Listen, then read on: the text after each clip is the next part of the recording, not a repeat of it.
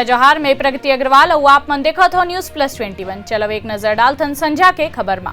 गुजरात सरकार ला supreme court के झटका, लव जिहाद लॉ में हाईकोर्ट के फैसला में रोक लगाए इंकार। कुंदर की विधानसभा में 700 ग्रामीण नहीं डाल सकी वोट, बीएलओ में लगाई लिस्ट ले नाम हटाए के आरोप।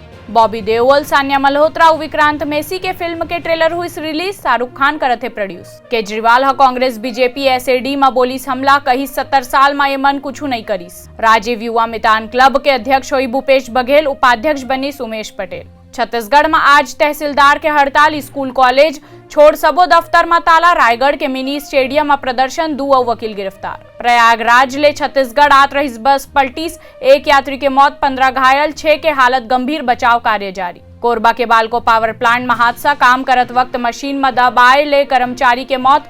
एटक यूनियन ह करीस मुआवजे और नौकरी के मांग। वैलेंटाइन डे में बजरंग दल के चेतावनी, पार्क मॉल और पब के बाहर पुलिस तैनात। प्रधानमंत्री के टिप्पणी, कांग्रेस के फडणवीस के घर के बाहर प्रस्तावित प्रदर्शन स्थगित। ऐसे ही तमाम जानकारी बर हमारे चैनल लाइक और सब्सक्राइब करना जन भूलू और नोटिफिकेशन बर बेल आइकन घलो दबाओ। देखत रहो News+21, आप मन के हक के बात।